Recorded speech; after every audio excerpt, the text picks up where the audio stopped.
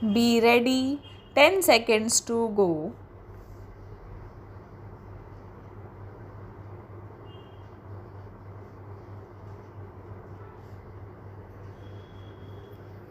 Start. Madam, there was also a reference to unemployment, which I agree is a very serious problem which requires serious attention.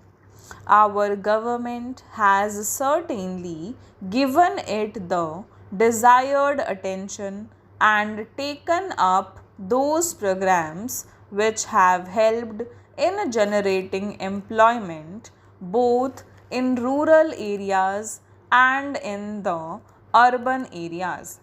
According to my friend, the number of unemployed is increasing. May be compared to 1947 and now, yes. But he must not forget that the India of 2000 is not the India of 1947. The face of India has changed. The face of our rural India has changed. Our population, madam, has more than trebled in this intervening period. If we talk in terms of pure mathematics, then the entire population of India as on 15th August 1947 has been brought above the poverty line.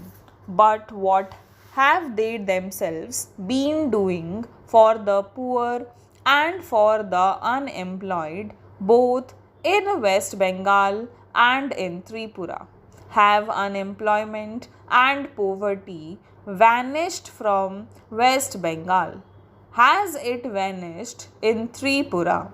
In the case of West Bengal, it is the one state in India where the economy has been most mismanaged, where employment is given, not keeping in view the deserving nature of a case, not keeping in view the social and economic plight of an individual, but whether he holds the red card of the CPI bracket M or not.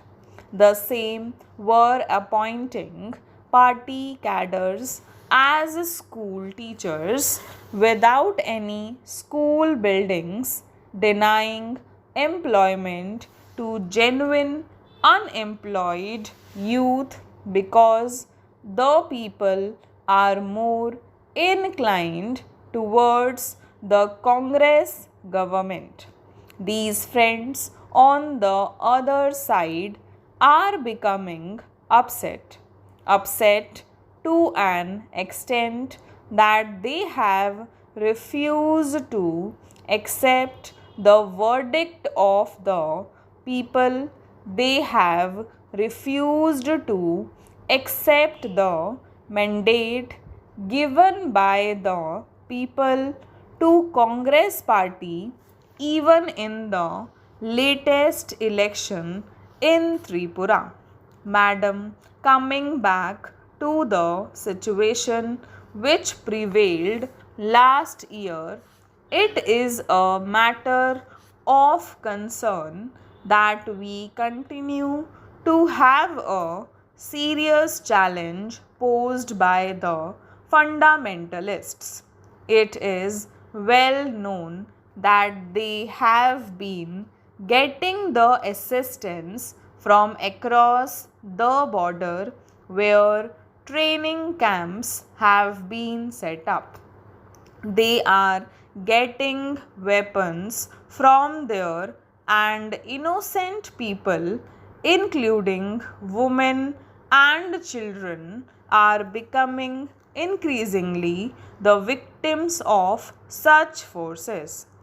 We condemn this outside interference and assistance, and we should not have any reservations. Sir, the other threat which we face because of the military build up across our borders is also a threat for all of us to face. While I will dwell on it later, what I find is that friends on the other side sometimes ignore or refuse to accept that it is equally their responsibility to be one with the government on these issues, those issues which concern all of us as a nation. Last year, we have also seen the worst drought of the century, more severe than what was there in 1967. The drought affected 240 districts in the country. In some parts of Saurashtra and Rajasthan, it was for the third or fourth successive year that the drought was there. And in Bengal, Assam, and parts of Bihar do had floods. It was a great challenge, and I commend the government for having geared itself up. The government did not for a moment shy away from its responsibilities. In spite of the enormity of the challenge, the situation was met effectively. We all know with what promptness the central teams were dispatched to all the affected states to assess the damage or the loss. Timely assistance was provided to the people, particularly to the farmers. The public distribution system was strengthened. Water was made available. Essential commodities were made available, and there was no panic. In any other country, particularly in a developing country, a crisis of this magnitude would have resulted in panic.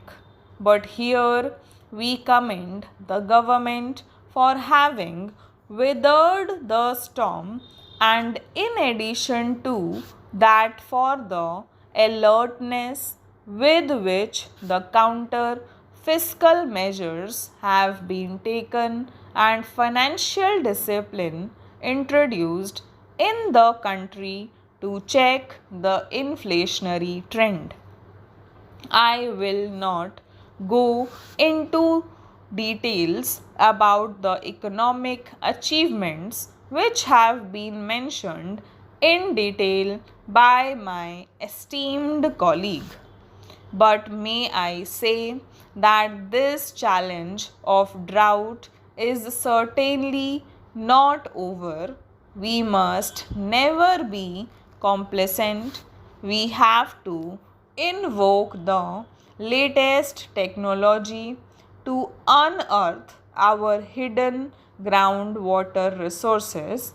We have to ensure adequate growth in production of fodder and also strengthen our public distribution system.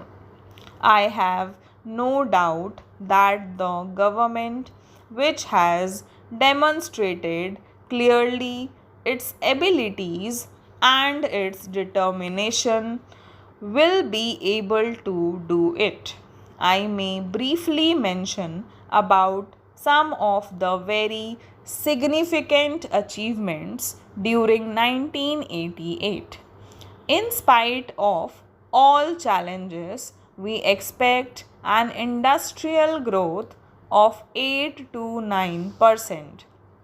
This is commendable, and I hope our friends on the other side, though they oppose this motion, will not disagree with something which is so visible and clear.